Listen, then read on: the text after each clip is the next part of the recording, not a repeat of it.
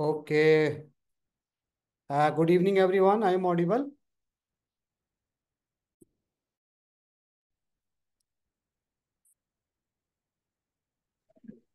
Good evening, sir.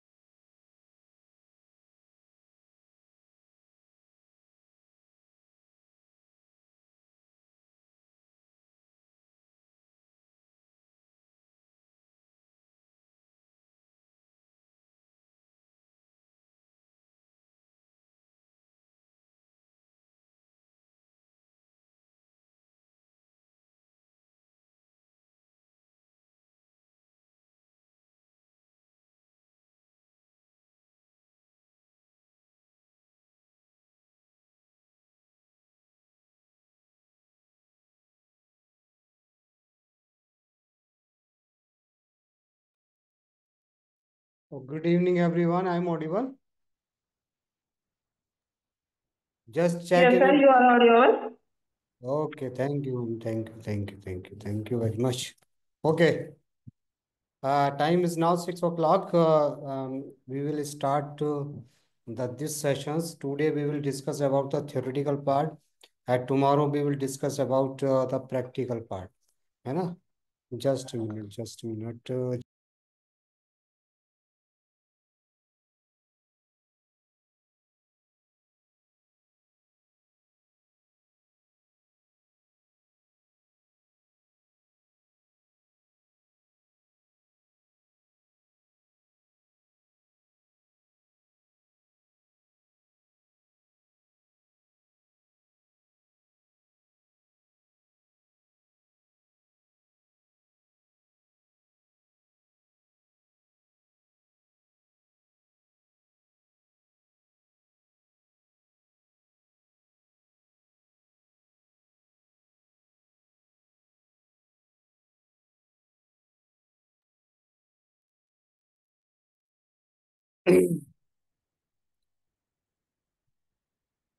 So, are you ready?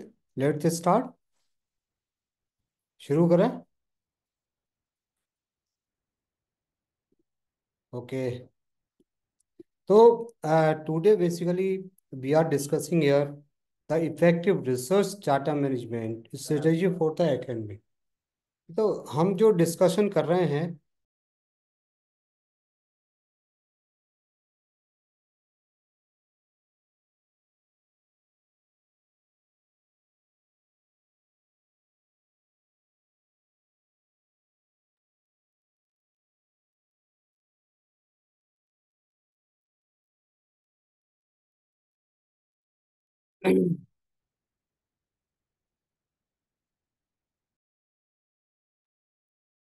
तो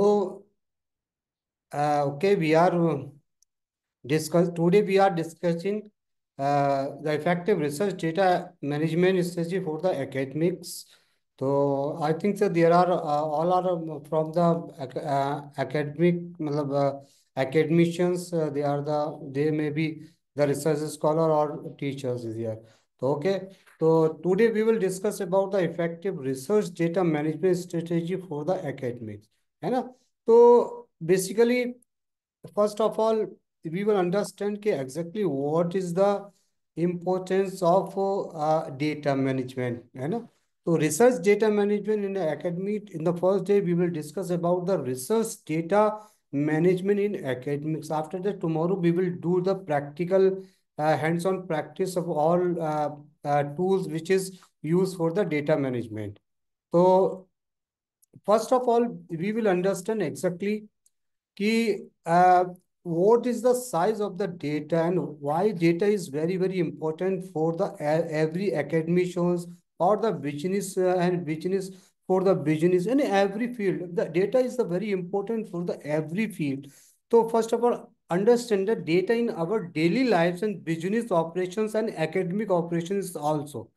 So every day we produce the almost unbelievable amount of the data, 328.377 quintillion bytes. Actually, the data produced, there are a lot of the companies is also there are a lot of academics works is there, and so in daily there will be the use of the data management, use of the data, the produce of the data, is the 328.77 quintillion bytes. As the nearby, every aspect of the life help the generated data from the data collected by the James Webb telescope of the image to share in the telegram.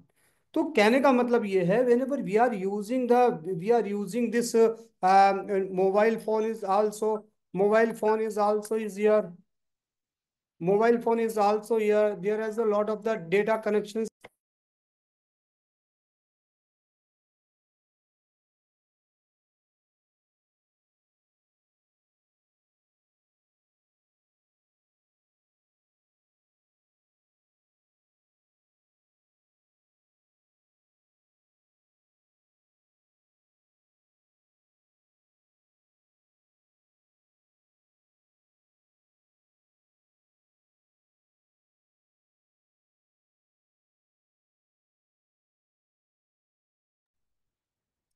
So it's mean that we are using the data and the data is producing is the 328.77 quintillion bytes per day. So that's mean whenever we are using the mobile phone, we are using the tablet, we are using the laptop and computer. So in every day, whenever we are searching in the pictures and we are creating any pictures on online, and there will be the data is generating is here, data is producing here. So in today's world, the data is very important factor when we are doing the work and research work. Actually, we are talking here about the academic perspectives, not the business or general perspective.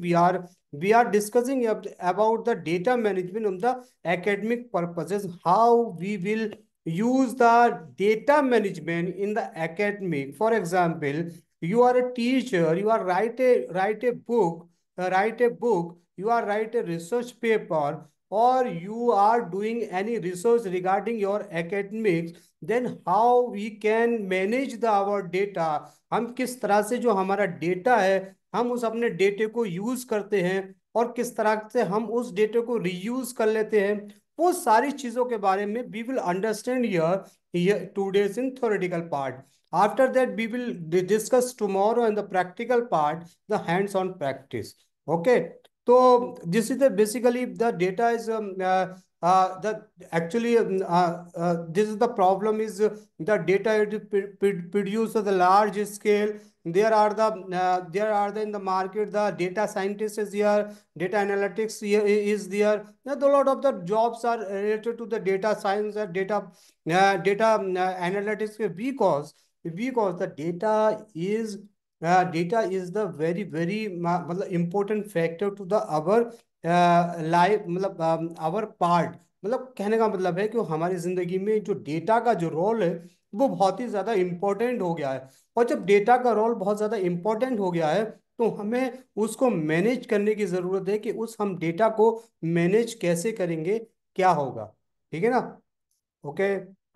The another one, we will understand exactly. I think that everyone know about this overview of the data saving tools is here. I think everyone know about these tools. We have discussed the floppy disk, compact disk, video cassette, digital website, DVD, and a pen drive, external storage, and description. Basically, we are come from here. The pen drive and external storage and cloud are the more recently development of the data saving tools. But the floppy is the very very old but it is not in working in the present. And compact disc CD का भी खत्म हो गया, video cassette भी खत्म हो गई, DVD भी ऑलमोस्ट खत्म हो गई। But now the pen drive is also here, the external storage is also here, and cloud storage is here. तो वी विल अंडरस्टैंड अबाउट के how the floppy is work in that day, and उसका जो वो मतलब limit होती थी क्या होती थी। तो I want to ask you everyone के tell you how many people know about the this thing. Right in the chat box, we will discuss here. Write in the chat box how many people know about it. Floppy, how many people know about the floppy?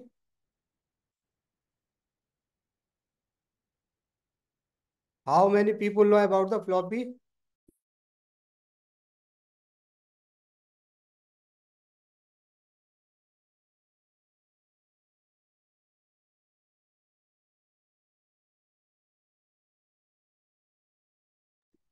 Jiju as Raju is saying, yes, sir, I know. Or anyone? Anyone? How many people know about the floppy, compact disc, video cassette, digital versatile DVD? I think the most people of the about the know about the DVDs also. है ना? तो okay, there is no problem. We will discuss here about the all things. This is the very old, but now we have removed all things here. तो actually we are discussing here, we are discussing क्या क्या कर रहे हैं हम लोग, बात करें किसके बारे में, we are talking about the floppy disk. यानी फ्लॉपी डिस्क एक्चुअली एक तरह का एक डिस्क होता था जिसमें हम लोग डेटा को सेव करते थे। फॉर एग्जांपल किसी को कोई डॉक्यूमेंट की जरूरत होती है, सीवी की जरूरत है, तो they are save in the किसमें, किसमें कर रहे हैं वो, उसमें कर रहे हैं, किसमें, एक फ्लॉपी में कर रहे थे। ठीक है ना।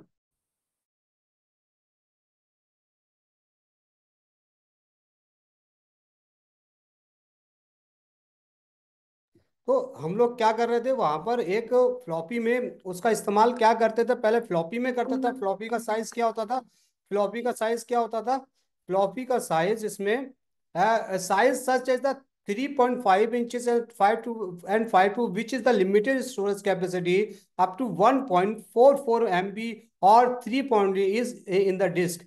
तो कहने का मतलब होता है था जब हमारे पास डेटा था, डेटा में क्या था, डेटा में क्या था, हम फ्लॉपी में जब यूज करते थे तो फ्लॉपी में हमारी कैपेसिटी क्या थी, 1.44 MB।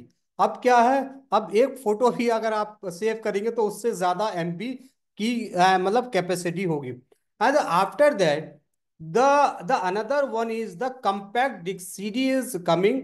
उसकी क्या थी, मोस्टली क्या थी, 700 MB द स्टोरेज हुआ करता था। And optional storage medium with the capacity about the 700 MB, data is store in the original format access using laser technology. ठीक है। उसके बाद क्या आया, वीडियो कैसेट आई। अब इन सारी चीजों के लिए, डॉक्यूमेंट्स के लिए तो हमें 700 MB और 1.MB मतलब धीरे धीरे कम पड़ने लगा, यूज ज्यादा होने लगा कंप्यूटर्स का। लेकिन after that how we can save the our video data. तो उन वीडियो डेटा के लिए हमें क्या होता था, हमारे पास सबसे पहले एक वीडियो कैसेट्स हुआ करती थी। उन वीडियो कैसेट के जरिए we are watching the movie and playing the movie, है ना। तो an analog the metric tape of the primary of the recording and playing back video, video cassettes are not primary use for the data storage what were the popular for the media. फिर उसके बाद क्या हुआ, उसके बाद digital versatile disc and DVD का DVD launch हुई। और डीवीडी ने क्या किया, जहां पर 1.44 MB डेटा था, उसके बाद 700 MB डेटा। फिर उसके बाद जब डीवीडी यहाँ पर यूज होने लगी तो डीवीडी है 4.7 GB to 8.5 GB for the dual layer DVD. तो अब इसमें क्या होने लगा, डीवीडी जिस तरह से कैसेट में वीडियो को हम लोग सेव करते थे, रहता था उसके अकॉर्डिंग हम चलता था। लेकिन वहां पर क्या हुआ, वहां पर डीवीडी ने उसकी जगह ले ली, और क्या हुआ, डेटे की सेविंग टूल्स क्या हो गया, डीवीडी।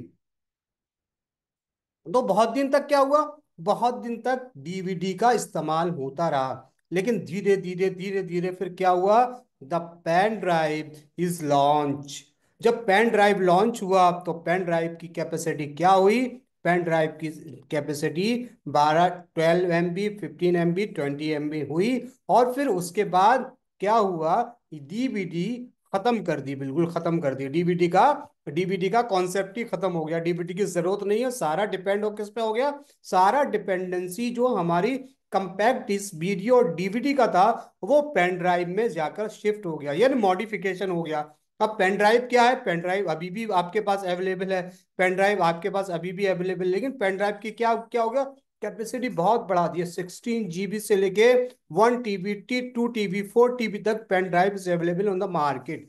लेकिन लेकिन अब ये जो number one floppy, compact disk, video cassette, digital versatile DVD जो है, अब डीवीडी और पेन ड्राइव इन सारी पांच जो हमारे पास जो टूल्स थे, हम डेटा सेविंग टूल्स थे, अब उसमें क्या हो रहा था? उसमें प्रॉब्लम ये आ रही थी कि यहाँ पर डेटा तो अवेलेबल हमारे पास रहता था, लेकिन क्या हो रहा था? तब ये जो ये इनके पास जो हमारे पास डेटा अवेलेबल होता था, वो डेटा कभी भी करप्ट हो रहा था। जब डेटा करप्ट हो रहा था तो सारा डेटा मतलब उड़ जा रहा था। तो जब सारा डेटा मतलब रिमूव हो रहा था, इरेज हो रहा था आपके से, तो ये बहुत सारे लोगों के लिए बहुत ज्यादा प्रॉब्लम शुरू हो गई थी। फिर उसके बाद सबसे जो इम्पोर्टेंट चीज थी, वो सबसे इम्पोर्टेंट चीज एक्सटर्नल स्टोरेज ड्राइव्स आने लगे। फिर क्या होने लगा? फिर वहां पर एक्सटर्नल हार्ड ड्राइव, अब SSD offer high capacity storage solutions ranging from the 100 of the GB to multiple TB। फिर ये आने लगा, ये सिस्टम शुरू हो गया, ये सिस्टम शुरू होगा कंप्यूटर्स में। लेकिन यहाँ पर भी प्रॉब्लम हो रही थी। यहाँ पर प्रॉब्लम क्या हो रही थी? प्रॉब्लम ये हो रही थी कि जो डेटा है वहां से भी करप्ट हो रहा था, वहां से भी डेटे को हम रिकवर नहीं कर पा रहे थे। तो बहुत सारी प्रॉब्लम क्रिएट हो रही थी। लेकिन अब अब क्या है? अब एक ऐसा दौर आया जहां पर हमें ना तो पेन ड्राइव की जरूरत पड़ रही है, ना ना एक्सटर्नल स्टोरेज डिवाइसेस की जरूरत पड़ रही है, ना डीवीडी की पड़ रही है, सारी चीजों की जरूरत नहीं पड़ रही है। तो modern in the modern world we are cloud services. Cloud services क्या है? Cloud services is very very very very मतलब क्या कहते हैं, बहुत ही ज्यादा कैपेसिटी वाली सर्विसेज हो गई। ठीक है, जिस तरह से modern driving saving solution that user remote server access by the internet and store the manage data. तो कहने का मतलब ये है कि क्या हुआ कि जब हमने जब हमारे पास क्लाउड सर्विसेज प्रोवाइड हो गई, जब क्लाउड सर्विसेज आ गई, तो इसमें सबसे अच्छी चीज ये हुई कि हम the big data we are saving in the cloud services. बहुत ज्यादा, कितना टीबी है, कितना जीबी, कितना टीबी है, कोई फर्क नहीं पड़ रहा है। लेकिन क्लाउड सर्विसेज क्या है? Cloud services depend on the internet, कि जहां पर आपका इंटरनेट एक्सेस होगा the cloud services will be work there. वहां पर इंटरनेट एक्सेस नहीं होगा, cloud services will be stop there. तो वहां पर जब क्लाउड सर्विसेज स्टॉप हो जाएंगी तो वहां पर हम काम नहीं करते। लेकिन मोस्टली अब यही हो गया है कि आज से 10 साल पहले जहां पर हमें 250 रुपीज में 1 GB में डेटा यूज होने को मिलता था, लेकिन अब हमें क्या हो रहा है? उन्हीं पैसों में अब हम 30 से 40 जीबी डेटे को हम यूज कर रहे हैं। तो कहने का मतलब है, ये सारी जो क्लाउड स्टोरेज क्या थी? गूगल ड्राइव थी, ड्रॉप बॉक्स था, माइक्रोसॉफ्ट वन ड्राइव था, आई क्लाउड था, अमेजन वेब सर्विसेज थी, और बहुत सारे ऐसे सर्विसेज हैं जो इसका इस्तेमाल करती है, जो यूज करती है, क्लाउड सर्विसेज का यूज करती है। तो जो cloud services ideal of the data backup, sharing file, collaborative work, provide scalability, accessibility across the device. तो अब इसके एडवांटेज क्या है? Remote access, automatically backup and integration with the other digital tools. Limitations क्या है? Depending on the internet connectivity and storage beyond free tier often require on और services. तो कहने का मतलब ये है कि जो क्लाउड सर्विसेज क्या है? क्लाउड सर्विसेज में क्या है? आपको पैसा देना पड़ेगा, कितनी कैपेसिटी आप लेना चाहते हैं उसके अकॉर्डिंग आपको पे करना पड़ेगा। वहां फ्री नहीं है, वहां रेगुलर पैसा देना पड़ रहा है आपको। लेकिन फ्लॉपी डिस्क में और ये पेन ड्राइव में क्या होता है कि आपने एक बार परचेस कर ली और आपके पास वहां पर डेटा इकट्ठा हो गया। तो कहने का मतलब है जो आज का दौर है वो दौर क्या है, वो आज का टाइम क्या है, आज की मांग क्या है, वो है क्लाउड सर्विसेज। क्लाउड सर्विसेज क्या करती हैं? Cloud services save your data, यानी जैसे कि for example you are writing a paper in words, है ना, जो माइक्रोसॉफ्ट का वर्ड है उस पे कर रहे हैं, तो लेकिन जब आप उस पर एक टाइप करेंगे ना, तो क्या होता है ना कि कभी आपके लैपटॉप में इंटरप्ट हो गया, कोई प्रॉब्लम आ गई, तो वो डेटा आपका, जो आपने जितना भी डेटा है, वो डेटा क्या हो जाएगा, रिमूव हो जाएगा, सेव नहीं होगा, अनसेव डेटा रिमूव हो जाएगा। लेकिन क्लाउड सर्विसेज क्या कर रही है? Cloud services providing the saving your data automatically. For example, you are you are using the Google word, है ना, गूगल शीट है वो यूज कर रहे हैं, लेकिन अगर जब वहां पर आप गूगल है और बहुत सारे क्लाउड बेस्ड जो सॉफ्टवेयर है वहां पर अगर आप यूज कर रहे हैं, और अगर आपके पास लाइट चली जाती है, अगर आपने सेव नहीं किया जितना भी रहे, तो वो क्या होगा, वहीं की वहीं स्टॉप कर देगा, और वो उससे एक भी आपका वर्ड डिलीट नहीं होगा। तो ये बहुत सारी फैसिलिटीज क्लाउड में अवेलेबल होती हैं, है ना। उसकी क्लाउड की एक रेंज होती है, उस रेंज में आपको क्या करना पड़ता है, पे करना पड़ता है, और वो फैसिलिटीज आपको प्रोवाइड की जाए। गूगल ड्राइव भी आपके लिए बहुत अच्छा है। तो इसके बारे में कल हम लोग किस तरह से मैनेज करते हैं वो कल हम लोग सीखेंगे। आज थोड़ा सा थ्योरेटिकल पार्ट हम कवर कर रहे हैं। तो अब ये overview of the data saving का ओवरव्यू होगा कि डेटा सेविंग जो होती है वो किस में होती है, बेसिकली कहाँ होती है।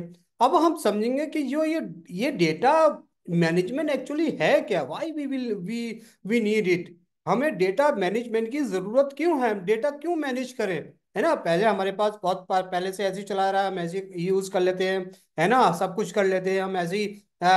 किसी में पेन ड्राइव में कर लिया, कभी किसी में कर लिया, कभी किसी में कर लिया, और कभी हम अपने कंप्यूटर में सेव कर लिया। लेकिन what, why we need it, the data management.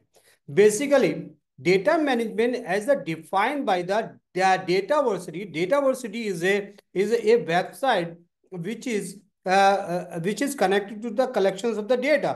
तो उसने एक डिफाइन किया है, ये comprehensive collections of the practices, concept, procedure, process, and wide range of the accompanying system that follow an organization to the gain control its data resources. Data management and overall practice is involved with the entire life cycle of the given data asset from its original creation point to its final retirement, how it progresses and changes throughout its lifetime through the internal and external data stream on enterprises। कहने का मतलब ये है कि जो जो die data varsity ने ये डिफाइन किया, उसने कहा कि ये डेटा इंसान की जिंदगी की तरह है। जब इंसान जिंदगी में अपनी लाइफ में जो कुछ करता है, शुरू से लेकर आखिरी तक जो उसका अपना एक्सपीरियंस होता है, वही डेटा कलेक्शन भी का को मैनेज करता है। इंसान अपनी लाइफ को कैसे मैनेज करता है, उसको टाइम से उठना है, टाइम से खाना है, टाइम से ब्रेकफास्ट करना है, टाइम से ऑफिस जाना है, टाइम से काम करना है। तो उसकी जिंदगी में एक लाइफ स्टाइल, उसका एक लाइफ स्टाइल है, उसका एक सिस्टम है, और वो जब सिस्टमेटिक तरीके से चलता है, he will be success it. अगर वो अपनी लाइफ में सिस्टमेटिक तरीके से नहीं चलेगा, तो उसको बहुत सारी प्रॉब्लम आएगी। लेकिन डेटा मैनेजमेंट में क्या है, the data management is defined कि डेटा अगर आपने मैनेज करना सीख लिया, यू कैन यू तो क्या होगा, आप बहुत सारा अपना टाइम सेव कर सकते, you can save the more time here, और अपना काम, बहुत प्रोडक्टिव काम आप कर सकते हैं, और बहुत आसानी से कर सकते हैं। तो इसीलिए the data management is the very very important for the every academician and every researcher. ठीक है, तो this is the data management. अब actually we will understand actually the type of the research data management in academics. ठीक है, तो किस तरह से ये एकेडमिक जब हम काम करते हैं, वहां पर किस तरह के मेथड्स हैं, कौन कौन से मेथड्स हैं, कौन कौन से टाइप्स हैं, जिससे हम लोग डेटा को मैनेज करने के लिए एक अच्छा रोल, अच्छी भूमिका, अच्छा मतलब अच्छा प्रेजेंटेशन दे सकते हैं। तो द रिसर्च डेटा मैनेजमेंट यानी RMD in the academics involvement organizing the storing preserving the sharing data generated to use during the research activity, है ना. Effective RMD practices ensure that data is secure, reusable and compliant with the academic and regulatory requirement. Here are the main type of the research data management in academic. ठीक है, तो वो research management में academic वो है क्या, वो types कौन कौन से हैं, कहाँ कहाँ हम इसका इस्तेमाल कर सकते हैं और कैसे हम अपने डेटा को मैनेज कर सकते हैं. ठीक है, तो number one is we are we are discussing here the data collection management. के फॉर एग्जांपल हम कब जब कोई we are doing the any research और वहां पर डेटा कलेक्शन कर रहे हैं हम, और हमारे पास बहुत सारा डेटा है, उस डेटा को हमें कैसे मैनेज करना है. पता चला कि हम उस डेटा को ढूंढते ही रह जाएं और वो कोई कोई कहीं डेटा है, कहीं कहीं डेटा, कोई कहीं डेटा. तो सबसे इंपॉर्टेंट चीज क्या है, the data collection management. The focuses on the manage how research data is collected, है ना, कैसे हम लोग कलेक्टेड कर रहे हैं, उसको कैसे डिजाइन करना है, उसको कैसे रिस्टोर करना है, ड्राइव में किस तरह का फोल्डर बनाना है कि हमारे लिए बहुत ज्यादा इजीली एक्सेसिबल हो. The designing and using standardized data collection tool REIEEG, the surveys experimental field observation, ensuring the ethical compliances and obtaining the informed consent, recording metadata during the collections of the process. Example, the collections demographic data via survey or experimental result in a laboratory. ठीक है ना, तो वहां पर हम किस तरह से अपने डेटा को कलेक्ट करने के बाद उसका मैनेजमेंट करेंगे. ठीक है, दूसरी चीज, the number two is the data storage and backup. This is the very very important thing whenever we are talking about the data management. जब हम डेटा मैनेजमेंट की बात कर रहे हैं तो ये बहुत जरूरी चीज हो जाती है कि जो हमारे पास डेटा स्टोरेज और बैकअप है या नहीं है. अगर हमारे पास डेटा स्टोरेज और बैकअप नहीं है तो वहां पर क्या होता है, लेकिन अब क्लाउड ने क्या कर दिया है, क्लाउड है, जो भी सर्विसेज प्रोवाइड कर रहे हैं वो ऑटोमेटिकली बैकअप देता है आपको सेव करने की. वो जो कंट्रोल एज का जो सिस्टम है, द क्लाउड, जो जो क्लाउड सर्विसेज में सारा उसने सिस्टम ही खत्म कर दिया कि कंट्रोल एज दबाओ, है ना. वो उसने कहा कि नहीं, अब आप कंट्रोल एज दबाने की जरूरत नहीं है, the time has change, now you can right again again, और वहां पर वो आपका कोई भी डेटा मिसप्लेस नहीं होगा. तो data storage and backup is the involving the securely storing the research data and cleaning creating backups, है ना. यू क्या है इसके की फीचर्स क्या है, यूटिलाइजिंग द इंस्टीट्यूशनल्स और क्लाउड स्टोरेज प्लेटफॉर्म, है ना, इम्प्लीमेंटिंग रेगुलर बैकअप शेड्यूल और प्रिवेंट द डेटा लॉस, है ना, ensuring the data security through the encryptions and restrictions access. ठीक है, तो ये क्या कर दिया, इसने क्या कर दिया, जिस तरह से बहुत सारे डेटा रिपोजिटरीज हैं, ठीक, क्या रिपोजिटरीज है, गूगल ड्राइव है, ड्रॉप बॉक्स है, इसने क्या कर दिया है, तो ये ऑटोमेटिकली क्या कर रहे हैं, डेटा को स्टोर कर रहा है और डेटा को बैकअप कर रहा है. Okay, the another one the data organization and documentation. अब जो डॉक्यूमेंट्स हमारे पास है, जो भी डॉक्यूमेंट्स हैं, उसके डेटा को हम किस तरह से सेव कर रहे हैं. ठीक है ना, ensure data is well structure and document for the ease of the use. क्या है, creating a logical folder structure and consistent file naming conventions. ठीक है, using meta data standard to the describe data, Dublin core and data type. ठीक है, managing a data dictionary to define the variable to methods. Example, creating a spreadsheet with the clearly labeled columns and documented the methodology. तो ठीक है, तो data organization and data documents भी एक type है data management का. इस तरह से हम लोग क्या कर सकते हैं, अपने डेटा को कहाँ का सेव कर सकते हैं, कैसे कैसे सेव करता है, तो हम लोग वो सारी फैसिलिटीज ले सकते हैं. ठीक है ना, the another one the data sharing and accessibility. अब ये डेटा शेयरिंग एक्सेसिबिलिटी क्या है, जब हमारे पास कोई डेटा मैनेजमेंट होगा, कोई डेटा हमारे पास अवेलेबल होगा, तो हम क्या कर सकते हैं, अपने डेटा को हम एक्सेसिबल बना सकते हैं और शेयर भी कर सकते हैं. जैसे for example the peoples are using, जो जो रिसर्च जर्नल होते हैं वहां पर क्या होता है, रिसर्च जर्नल होते हैं, जब रिसर्च जर्नल में हम एक नंबर देखते हैं, उसका नाम है DIOI, digital object and identifier for the data set. तो वहां पर क्या होता है, जैसे कि हमें कोई भी एक आर्टिकल चाहिए, उस आर्टिकल पर एक क्या होगा, DIOS नंबर होगा। अगर हम DIOS नंबर किसी पे, जैसे कि मैंडले और जेटोरो, जो जो हमारे रेफरेंस मैनेजमेंट टूल्स है, उस रेफरेंस मैनेजमेंट टूल पे अगर हम DIOS नंबर डालते हैं या क्यूल वर्ड है उस पर डालते हैं, तो हमें पूरा वो पेपर आ जाएगा, और पेपर का हम we can save the citations of the any particular research paper। तो डेटा शेयरिंग एक्सेसिबिलिटी क्या होती है कि जब हम कोई ड्राइव का यूज कर रहे होते हैं, तो हम उसकी एक्सेसिबिलिटी अपने फ्रेंड्स को भी दे सकते हैं, वहां से भी हम उससे चेक करवा सकते हैं। For example, we are writing एक बुक लिख रहे हैं हमारे, ठीक है, और हमारे पास एक बुक में हम जो बुक लिख रहे हैं, बुक हमने फॉर एग्जाम्पल हमने बुक गूगल डॉक में एक बुक लिखी, ठीक है, और उस बुक लिखने के बाद हमने उसकी एक्सेसिबिलिटी अपने फ्रेंड को दे दी या अपने सीनियर को दे दी, या कोई एक्सपीरियंस बंदे को दे दी कि भाई आप इस वाले किताब को थोड़ा चेक करके बताओ यहाँ पर क्या क्या प्रॉब्लम है, कैसी कैसी प्रॉब्लम है।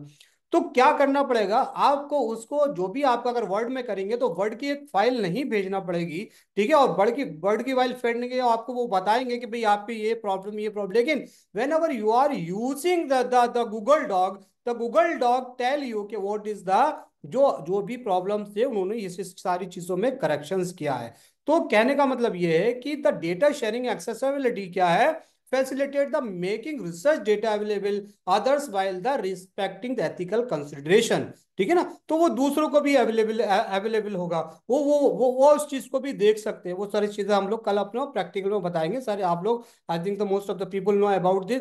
Publishing data set in open access repository, और जो अपना डेटा है, आप चाहें तो जो ओपन एक्सेस रिपोजिटरीज है वहां पर भी आप अपने डेटा को सेव कर सकते हैं। Assigning digital objection identify for the data set, वो भी आप कर सकते हैं। Ensuring the compliances with the data sharing policies of funding agency और जर्नल, ठीक है ना। Ensuring compliances with the data, जैसे कि किसी ने कहा कि भाई आपके पास क्या है कैसा, तो यू कैन से ये दिस इज माय डेटा और I am working on this, इस पर हम लोग कर रहे हैं, ठीक है। और एग्जाम्पल जैसे depositing data in repositories like the Zenodo, Figshare और ड्राइड, तो इस तरह की ये डिपोजिटरीज है जो अवेलेबल है, वहां पर हम लोग अपनी डेटा को शेयर कर सकते हैं, एक्सेसिबल कर सकते हैं, ठीक है। अगर आपके पास बहुत ज्यादा बड़ा काम है, अगर आप करना है, और छोटा मोटा काम है, तो उसके लिए जो वन है माइक्रोसॉफ्ट का वन है, और वो गूगल का क्या है, ड्राइव है, ठीक है ना।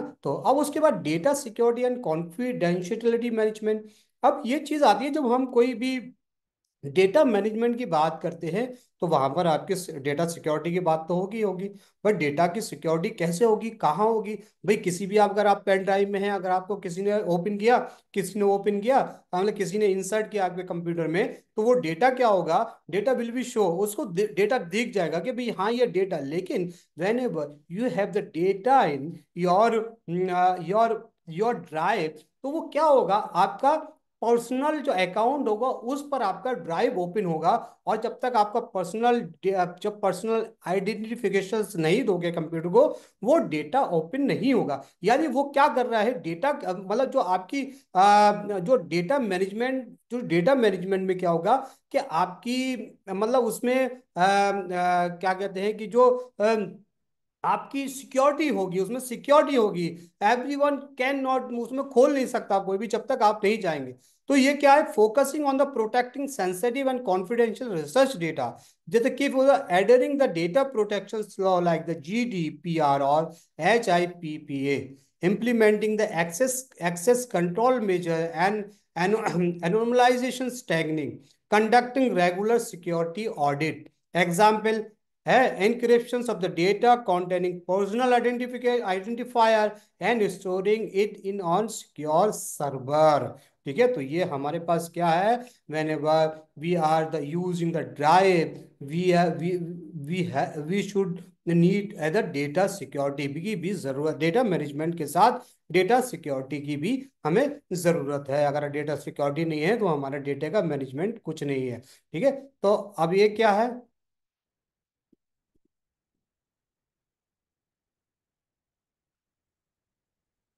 ठीक है। अब दूसरा क्या है, अब जो डेटा प्रिजर्वेशन एंड आर्काइव, अब जो हमारे पास आर्काइव्स है ना, तो हम क्या कर सकते हैं, हमारे पास जब डेटा मैनेजमेंट बात होगी तो डेटा मैनेजमेंट में involving the maintaining long term access research data, जिस तरह से selecting data format suitable for the long term preservation, I CSV और XML फाइल को हम अपने बहुत लंबे टाइम तक सेव कर सकते हैं, storing data in trusted digital repositories, ensuring compliances in the institutional data retention policies. ठीक है ना, एग्जाम्पल क्या है, preserving the raw experimental data in an institutional repository for at least 5 year post publications. ठीक है, तो ये डेटा प्रिजर्वेशन आर्काइव है, कोई भी आर्काइव में, मतलब कहने का मतलब है कि हम कहीं भी जब हमारे पास डेटा होगा उसको मैनेजमेंट के लिए हम अपने ड्राइव में डालने के बाद हम किसी भी आर्काइव या उसको प्रिजर्व कर सकते हैं कई साल के लिए।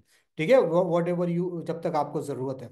Data ethics and compliances management. ठीक है, तो डेटा एथिक्स क्या है, ensuring the research data management adheres the ethical and regulatory standard. मतलब कहने का है कि जब हम किसी भी डेटा मैनेजमेंट की बात करते हैं तो वहां पर हमें डेटे के एथिक्स को भी फॉलो करना पड़ेगा। ठीक है, वो डेटे के एथिक्स को तो अगर हम फॉलो नहीं करेंगे तो वहां पर हमारा डेटा मैनेजमेंट में बहुत सारी प्रॉब्लम्स आती हैं, जैसे कि following the ethical guidelines for the handling the sensitive data, ensuring inform the consent for the data collections and sharing, and meeting the requirement of the funding agency and ethical board।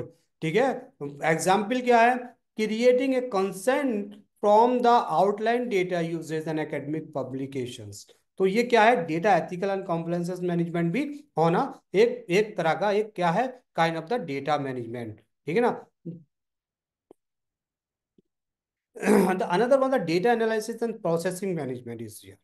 ठीक है, तो जब data हमारे पास होगा, ये data जब हमारे पास होगा रिपोजिटरी में या हमारे डेटा में या किसी में भी होगा, तो हम उस डेटे का एनालिसिस भी हमें करना होगा है, और उस एनालिसिस करने के बाद उस डेटे को हम कहाँ पर कैसे सेव करते हैं ये बहुत ज्यादा इंपॉर्टेंट होता है, उसको कैसे मैनेज करते हैं, it is the very very important. ठीक है ना, तो manage how research data is analysis and processed, है ना। तो उसको जब हमारे पास कोई डेटा सेव होगा, अब उस डेटा को सेव करने के बाद जब हमें रिसर्च के लिए उस डेटा की जरूरत पड़ेगी तो उस डेटा को हमें एनालिसिस भी करना पड़ेगा।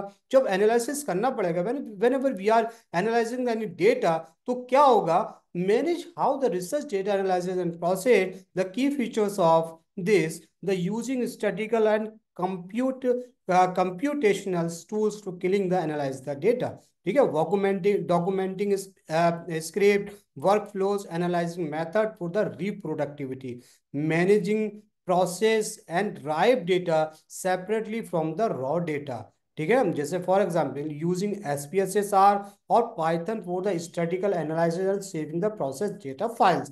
ठीक है, तो वो सारी चीजें जो भी जो जो जो मतलब डेटा को एनालिसिस हम करने के लिए जो भी हमारे पास टूल यूज होते हैं, जैसे कि फॉर एग्जाम्पल SPSS का हम लोग यूज करते हैं, आर का, पाइथन का उसको एनालिसिस करने के लिए जब हम उसको एनालिसिस करेंगे तो क्या होगा, एनालिसिस करने के बाद वी कैन सेव, मतलब हमें उसको कैसे सेव करना है, कहाँ सेव करना है, ताकि whenever we need it, जब हमें उसकी जरूरत हो तो वो तुरंत मिल जाए, या फिर हमें यूज करने के लिए कभी जरूरत हो वो हम we can find out the very simple method, है ना। तो another one the meta data of the management. अब ये सबसे इंपॉर्टेंट चीज ये होती है कि जो मेटा डेटा होता है, मेटा डेटा क्या है, मेटा डेटा एक्चुअली क्या है, किसी भी चीज की छोटी छोटी जानकारी को हम मेटा डेटा, जैसे कि for example ensuring the creation और management of the descriptive information about the data, this is called the meta data.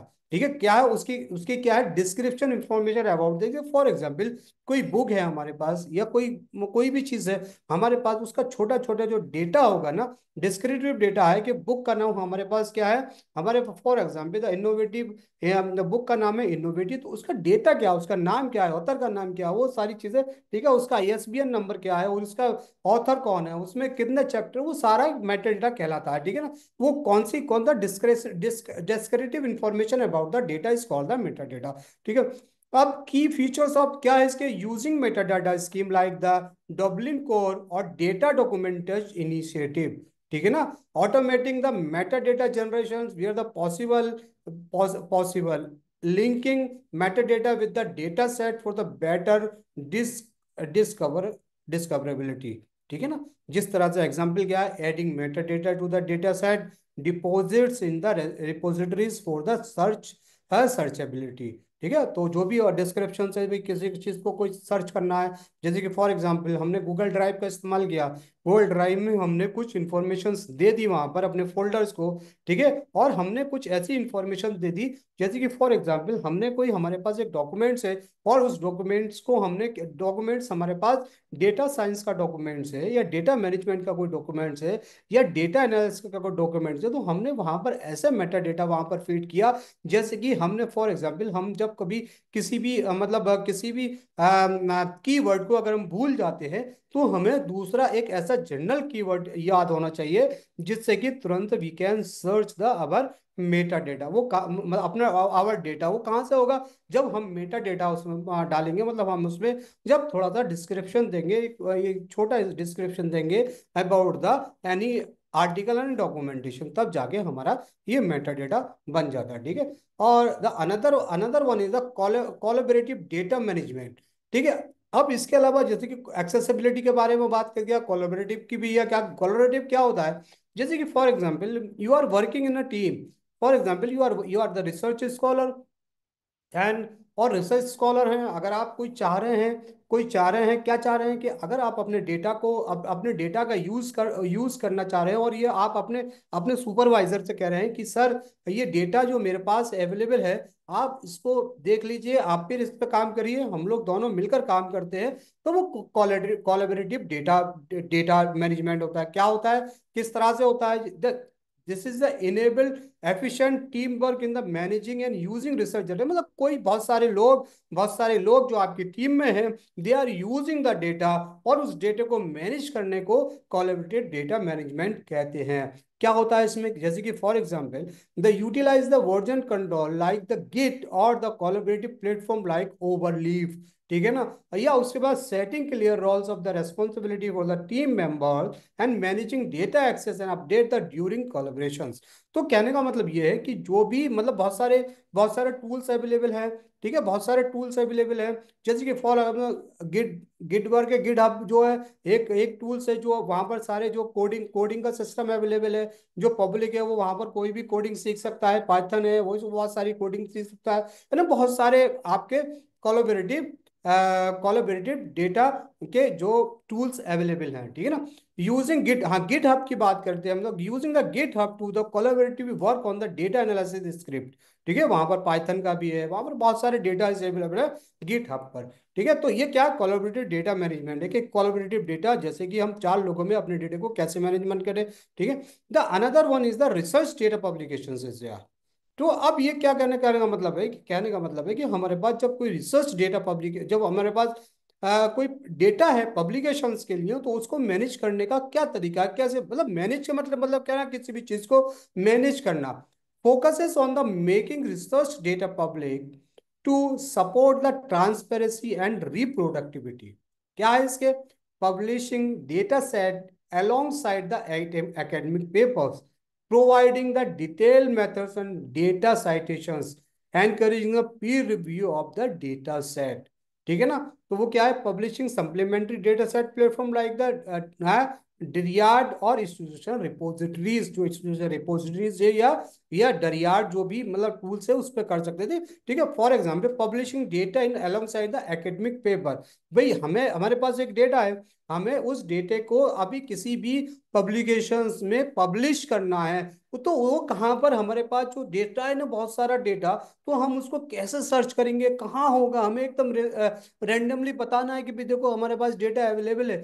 तो उस डेटा को मैनेज करना है, किस डेटा को मैनेज करना है, वो डेटा, जिस जो डेटा आपका कोई भी आर्टिकल वहां पर पब्लिश होगा, उस डेटा को हमें क्या करना है, उस डेटा को हमें मैनेज करना है। ठीक है, रिसर्च डेटा पब्लिकेशंस मैनेज है। तो ये सारे kind of the data management है कि इन सारे तरीके से हम लोग क्या कर सकते हैं, इस तरह के डेटा को हम मैनेज कर सकते हैं। जब हम एकेडमिक्स की बात कर रहे हैं, जब हम टीचिंग प्रोफेशन की बात कर रहे हैं, जब हम रिसर्च प्रोफेशन की बात कर रहे हैं, जब हम रिसर्च पेपर पब्लिकेशन की बात कर रहे हैं, जब हम बुक पब्लिकेशंस की बात कर रहे हैं, जब हम कोई और डेटा कलेक्शन की बात कर रहे हैं, जब हम कोई सर्वे की बात कर रहे हैं, कोई भी चीज जब हमारे पास आती है, जब हम उस पहले डेटा को क्या करते हैं, we are saving in the computer. आजकल के दौर में तो वो सिस्टम खत्म हो गया ना, फॉर्म भरवाया, सर्वे किया, देखो साहब ये। अब क्या है, there is a lot of the tools, they are the using the peoples. कौन है वो? गूगल, गूगल का है, गूगल फॉर्म है, ठीक है। और गूगल फॉर्म के अलावा माइक्रोसॉफ्ट फॉर्म है, और बहुत सारे forms available on the market, ठीक है। तो research data publication is the most important things is here, ठीक है ना। उसके बाद the research data policy management. तब जब हम इन सारी चीजों के बारे में बात करते हैं, किसके बारे में? जब हम सारी चीजों के बारे में बात कर लेते हैं, जब हमारा डेटा मैनेजमेंट का सिस्टम पूरा हो जाता है, तो सबसे इंपॉर्टेंट चीज ये होती है कि हमारे पास आता है, उसका नाम है रिसर्च डेटा पॉलिसी मैनेजमेंट। कि भाई जो आपके पास जो रिसर्च डेटा है, उसकी पॉलिसी को कैसे मैनेज करना है, ये सबसे ज्यादा इंपॉर्टेंट चीज है ये, ठीक है।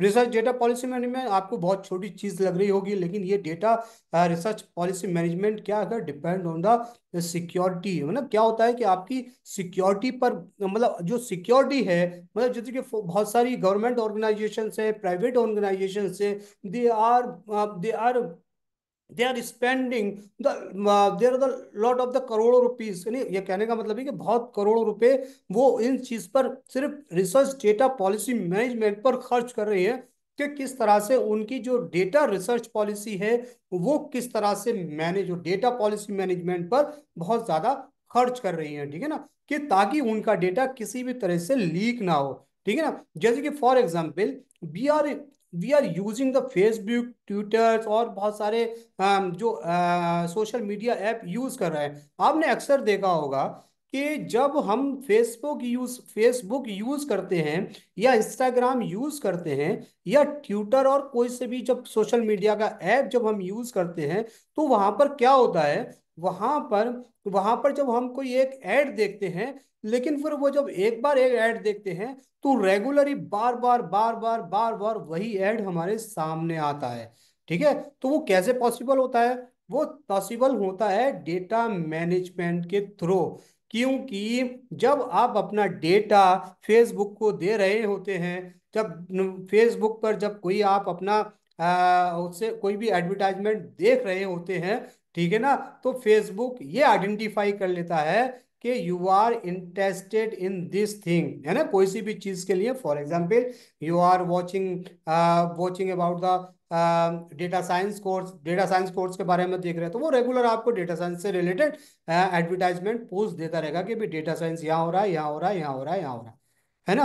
और दूसरी चीज ये होती है कि whenever you are fill the Google form, जब गूगल फॉर्म आप भरते हैं, नहीं सॉरी, जब आप फेसबुक पर अपना डेटा देते हैं, अपना डेटा क्या है, डेटा आपने डेट ऑफ बर्थ दिया है, अपनी मैरिज दिया है, अपनी फैमिली के बारे में जो भी आप डेटा जो फेसबुक मांगता है, वो सारा आपको डेटा प्रोवाइड कर देते हैं।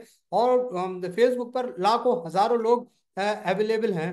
तो वो क्या करता है ना, वो क्या करता है फेसबुक बेसिकली करता क्या है, कि फेसबुक को पता है कि वो आपका बर्थडे कब है, आपकी मैरिज एनिवर्सरी कब है, ठीक है, आपके मतलब जो भी आपके चाइल्ड के, आपके बच्चे क्या है, तो वो क्या उसके अकॉर्डिंग आपको डे टू डे क्या करता रहता है आपको।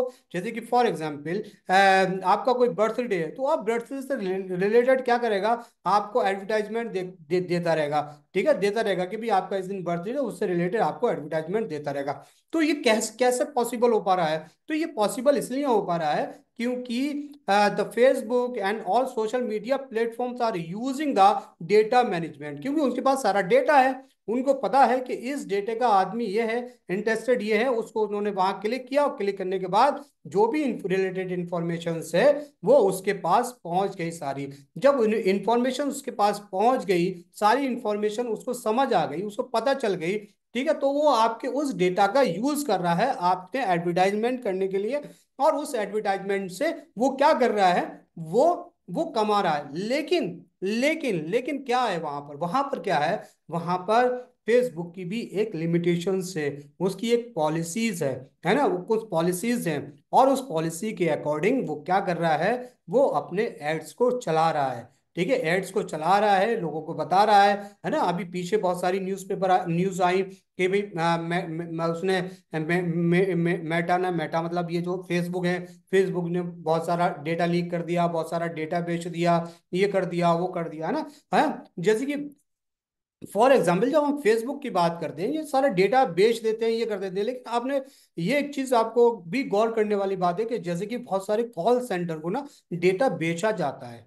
ठीक है, तो वहां पर क्या होता है, बहुत सी पॉलिसी जो है ना, पॉलिसी को क्या क्या मिस यूज किया जाता है, ये डेटा को बेचा जाता है। जैसे कि फॉर एग्जाम्पल कोई कॉल सेंटर है, कोई कोचिंग इंस्टीट्यूट है, कोई भी है, वहां पर क्या होता है, लोग एक दूसरे से डेटा को खरीद लेते हैं, और डेटा को खरीदने के बाद क्या करते हैं, फॉर एग्जाम्पल आपको कॉल किया है, पूरा कॉल किया, आपको सोशल मीडिया पे यूज किया, ट्विटर पे यूज किया, है ना, वहाँ बहुत सारे, जैसे कि for example whenever you are watching watching any video, any ad, वहां पर अगर आप उस पर फेसबुक पर कोई ऐड देखते हैं, ठीक है, कोई आप ऐड देख रहे हैं, कोई आप वीडियो देख रहे हैं, और वीडियो देखने आपको अच्छा लगा, आपने कहा ठीक है मैं इसमें अप्लाई करता हूँ, आपने अप्लाई किया, आपने नाम और आपका फोन नंबर और रिलेटेड ईमेल आईडी वगैरह आपकी आपने उसमें इंसर्ट की, इंसर्ट करने के बाद तो वो जो डेटा है, वो डेटा डायरेक्ट मेटा के थ्रू होता होता हुआ वो क्लाइंट के पास जा रहा है। क्लाइंट के पास कर रहा है, जो क्लाइंट यानी कि जो बंदा एडवर्टाइजर है, वो एडवर्टाइजर जो एडवर्टाइजिंग तो कर रहा है, ठीक है, उसके पास भी डेटा आ रहा है, और वही डेटा मेटा की डिपॉजिटरी में सेव हो रहा है, और वो डेटा का इस्तेमाल मेटा अपने बिजनेस प्रोफाइल के लिए कर रहा है। ठीक है, उस बिजनेस प्रोफाइल के लिए क्या कर रहा है, मेटा अपने डेटा का यूज कर रहा है ना। तो एक और एग्जाम्पल के साथ में क्या समझाता हूँ, एग्जाम्पल क्या कि फॉर एग्जाम्पल एक कोई स्कूल है, एक कॉलेज है, ठीक है, वहां पर कोई एग्जाम होना है, और यहाँ पर 10 तरह के क्वेश्चंस पेपर है। तो अगर वो उसके डाटा मैनेजमेंट नहीं होगा, कुछ सेशन का डाटा मैनेजमेंट नहीं होगा, तो पता क्या चलेगा कि कोई स्टूडेंट कहीं बैठ रहा है, कोई कहीं बैठ रहा है, कोई कहीं बैठ रहा है, और कोई कोई एग्जाम्स में पेपर कम आ रहा है, कोई एग्जाम्स में पेपर ज्यादा आ रहा है। लेकिन जब उनके पास डेटा अवेलेबल होता है, डेटा अवेलेबल होने के बाद डेटा को वो मैनेज करते हैं, और डेटा को मैनेज करने के इतने बड़े बड़े एग्जाम्स को कंडक्ट कराते हैं, उन एग्जाम्स में कंडक्ट कराने के लिए एक डेटा मैनेजमेंट का बहुत बड़ा इंपॉर्टेंट रोल होता है, कि वो किस तरह से डेटा को मैनेजमेंट करते हैं, उसके बाद सीटिंग का अरेंजमेंट करते हैं, उसके बाद सीटिंग का अरेंजमेंट करने के लिए उनको क्वेश्चन पेपर प्रोवाइड कराते हैं, किस सब्जेक्ट का कितना क्वेश्चन पेपर होगा। फॉर एग्जाम्पल आप एक एक जो यूपीएससी का एग्जाम्स होता है, या नेट का एग्जाम्स होता है, या बीएड का किसी भी एग्जाम कॉम्पिटिटिव एग्जाम होता है, तो वहां पर क्या होता है, वहां पर there is also very important role of the data management. अगर वहां पर डेटा मैनेजमेंट का इंपॉर्टेंट रोल नहीं हो गया, वहां पर कुछ प्रॉब्लम्स हुई ना, तो सारा मैनेजमेंट खत्म हो जाएगा, और वो जो 2 घंटे का पीरियड है, वो जो एडमिनिस्ट्रेशन है उसके लिए मुसीबत का सबब, क्योंकि किसी को साइंस के पेपर की जरूरत है, उसके बाद आर्ट्स का पहुंच जाएगा, किसी को किसी और की जरूरत है, किसी को बायोलॉजी की जरूरत है, उसके पास केमिस्ट्री है, किसी को कंप्यूटर साइंस की जरूरत है, किसी के पास सोशोलॉजी है, किसी को लाइब्रेरी की जरूरत है, उसके पास इंजीनियरिंग का पेपर पहुंच जाएगा। तो वहां पर मिसमैनेजमेंट हो जाएगा। तो कहने का मतलब ये कि जो मैनेजमेंट है, जो डेटा मैनेजमेंट है, अगर आपके पास डेटा मैनेजमेंट होगा, अगर आप you are capable to the manage your data, you can do the each and everything very easily. आप कोई भी काम, अपनी रिसर्च से रिलेटेड काम है, अपनी लाइफ से रिलेटेड काम है, अपने रूटीन से रिलेटेड काम है, उसको आप बहुत इजीली, बहुत अच्छी तरीके से कर लेंगे। लेकिन जब आपके पास डेटा का मैनेजमेंट नहीं होगा, अगर आप डेटा को मैनेजमेंट नहीं कर देंगे, अपने पास जो नंबर्स है ना, तो डेटा क्या होता है, डेटा नंबर्स में भी होता है, दो डेटा, और कंटेंट में भी होता है, टेक्स्ट में भी होता है, ठीक है, नंबर में भी होता है, और कंटेंट में भी, कंटेंट में मतलब लिटरेचर में भी होता है, और नंबर्स में भी, नंबर्स में 1 2 3 4 5 6। और जो लिटरेचर में क्या होता है, लिटरेचर में किसी का इंटरव्यू है, किसी का कुछ है।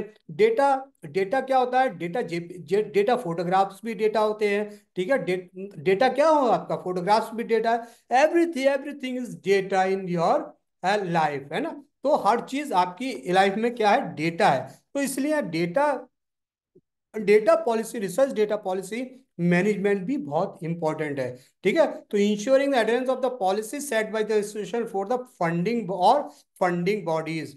ठीक है, drafting data management plans, DPS at the start research project, है ना, ये रिसर्च प्रोजेक्ट की बात की है हमने, एग्जाम्स की बात कर ली थी।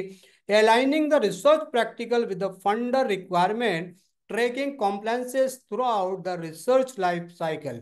ठीक है, ठीक है, होता है। तो submitting a DMP for the funder like the national scheme foundations और हॉरिजन यूरोप।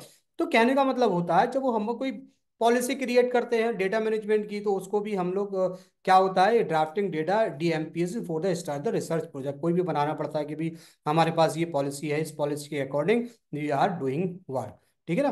तो another one is the core principle of the data management. तो कोर प्रिंसिपल क्या है डेटा मैनेजमेंट के? अब तो हमने डेटा का इंट्रोडक्शन समझ लिया, डेटा प्रिंसिपल, डेटा के टाइप्स समझ लिए कि कौन कौन से टाइप्स हो रहे हैं, लेकिन अब core principle of the data management क्या होता है?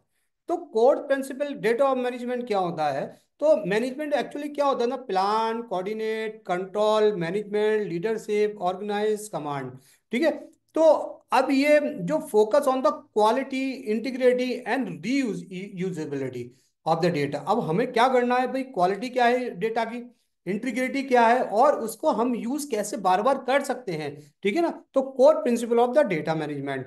ठीक है, अब क्या है क्वालिटी डेटा, अब क्या है quality data build the trust and reliability. क्या होता है, जब आपके कोई किसी ने कहा था, अरिस्टोटल ने कहा कि भाई quality data is a build the trust of the reliability.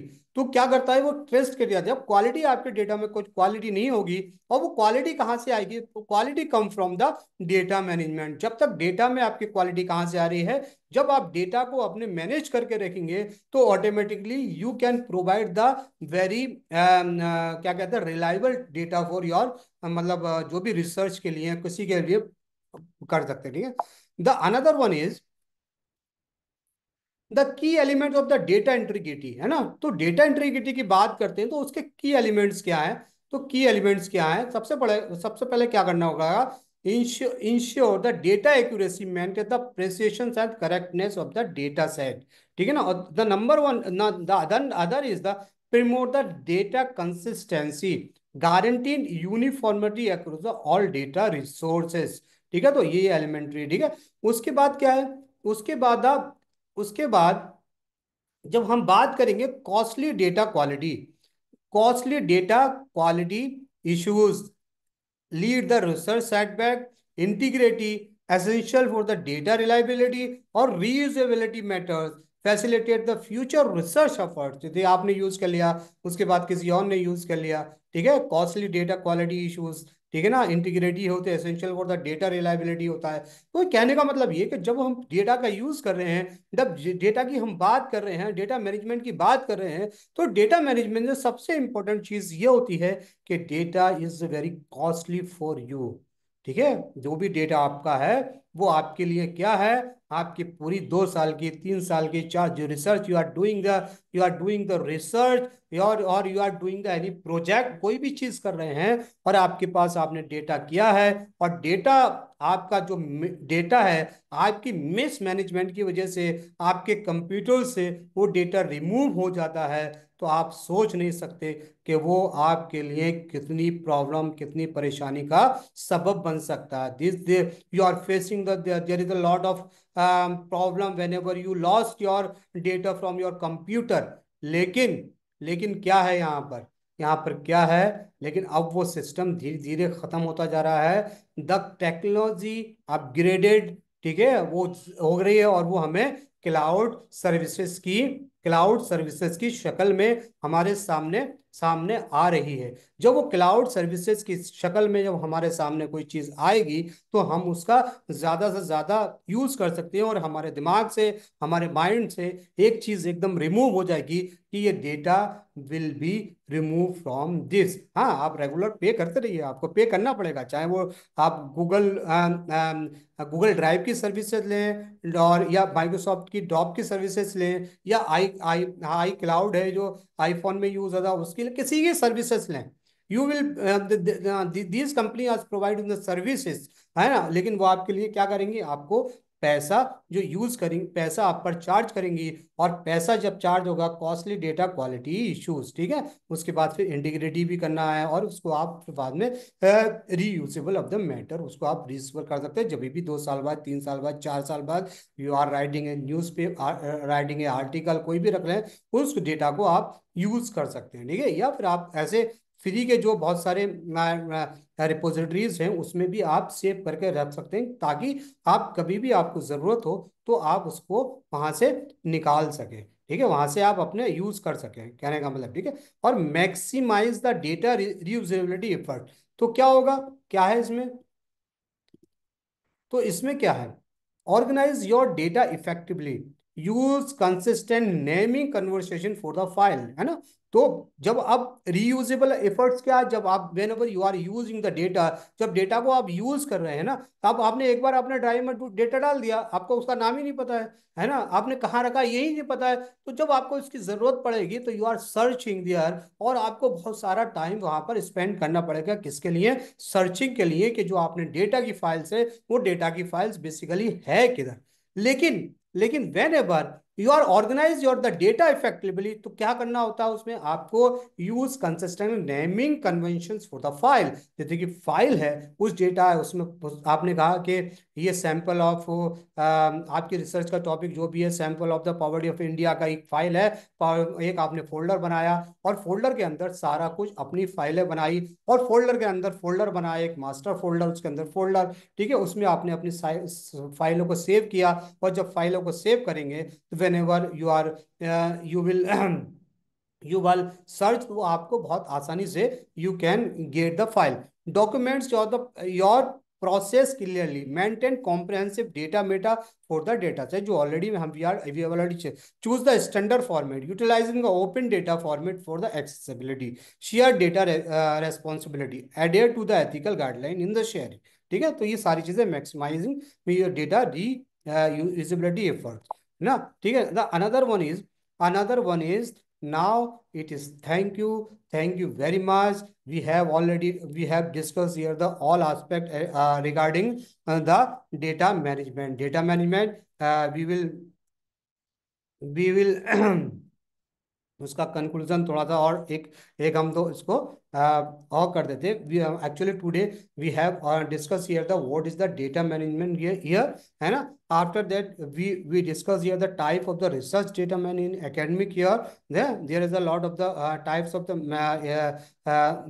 Data management in academic, data collections management is here, ठीक है, data storage and backup is here, है ना, data organizations and documentation is here, and the data sharing and accessibility is here, and the data security and confidentiality management is here, है ना, data preservations and archiving is here, है ना। We have also discussed about the data ethics and compliance management is here, we have discussed here the, ठीक है ना, following the ethical guide to the handling sensitive data, and ensuring the informed content of the data collections and sharing, है ना। The another one is the data analysis and processing management, this is also very important part of the data type of the data, using the staticals, जैसे कि for example we are using the SPSS R Python और statistical analysis, तो saving the process of the data files, ठीक है। उसके बाद we have already we have discussed here metadata management is, है ना, metadata management, actually in the use of the metadata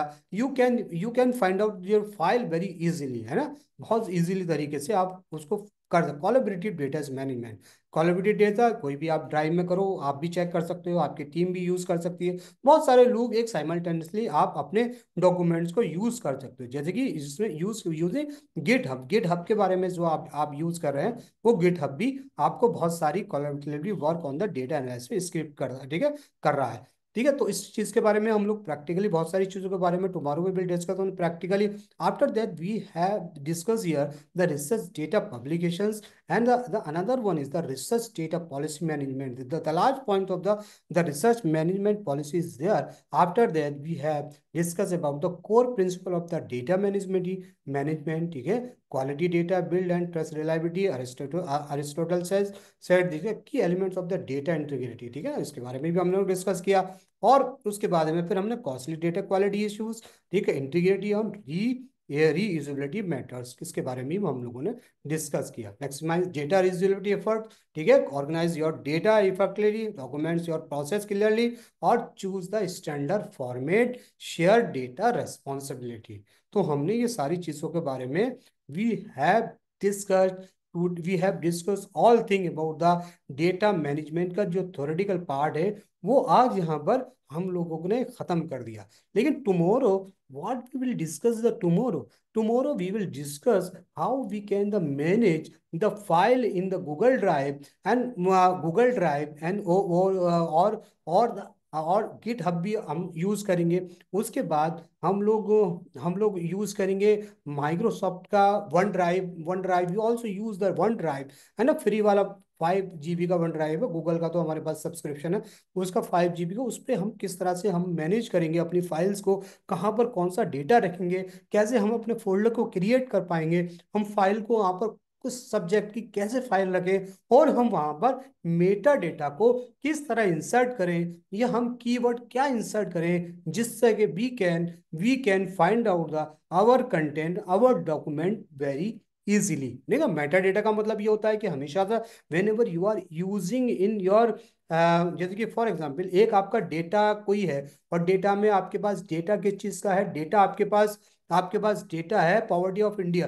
तो आपने क्या लगा, पॉवर्टी लिख दिया, उसमें पॉवर्टी लिख के सेव कर दिया। तो जब आप कुछ दिन बाद जब आपके दिमाग से निकल जाएगा कि मुझे मुझे कुछ किसी भी के बारे में जो डेटा है जिसमें पॉवर्टी के डेटा है, जिस फोल्डर में आपके दिमाग से निकल गया पॉवर्टी, तो फिर उसमें प्रॉब्लम होगी ढूंढने में। लेकिन जब we have you have the there are the different metadata, poverty के आज पॉवर्टी डाला, है ना, प्रिंसिपल डाला, जो भी आपकी एक एक सेंटेंस डाल दिया आपने, जो वो सेंटेंस आप वहां पर डालेंगे तो क्या होगा, उस सेंटेंस में कोई वर्ड भी आपके माइंड में होगा, you can write there any words, और वो वहां पर फाइल आपको फाइंड आउट हो जाएगी। तो इस तरह से डेटा मैनेजमेंट के टूल्स के बारे में हम लोग कल डिस्कस करेंगे। आज थ्योरेटिकल पार्ट डिस्कस किया, कल हम टूल्स के बारे में डिस्कस करेंगे। तो thank you very much everyone for to this sessions. If you have any questions, Christian, you can ask me. Otherwise, we will end it and see you tomorrow. Okay. Thank you very much. कौन क्या है? किसी का कोई questions? Want to ask anything?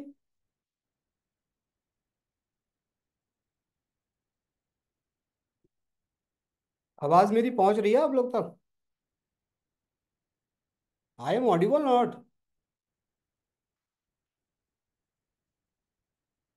There is no any response. Anyone is here? Anuradha, Shivani, Sudipta Das, Smarteswar. Yes, sir. You are audible, sir. Okay, okay, okay, okay. Thank you, thank you. So it is okay. You can got the my point whatever I am discussed today.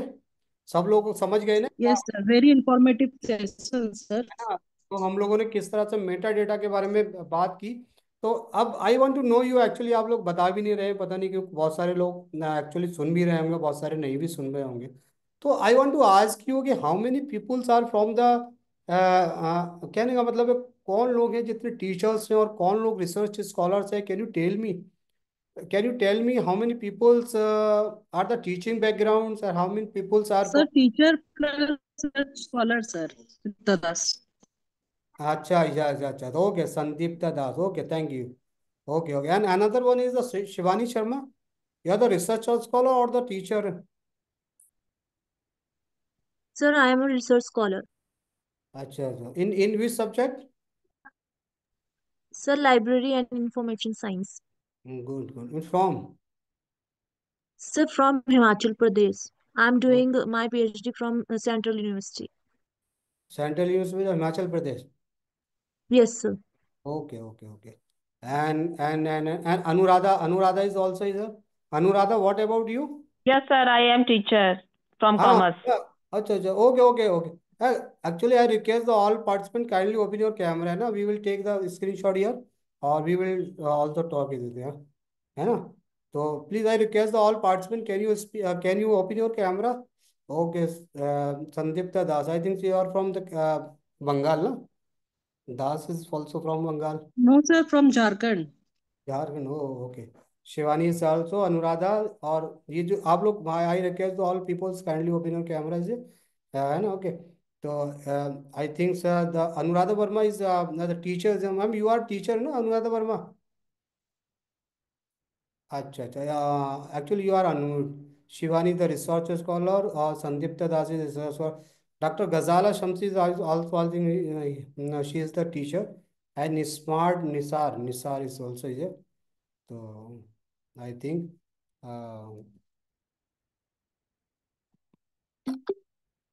okay.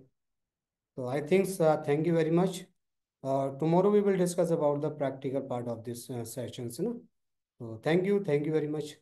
Thank you, Sandipta, Shivani, and Anuradha, Smarter or Ghazala ma'am. Thank you very much. Thank you everyone. Okay. Thank you. See you tomorrow.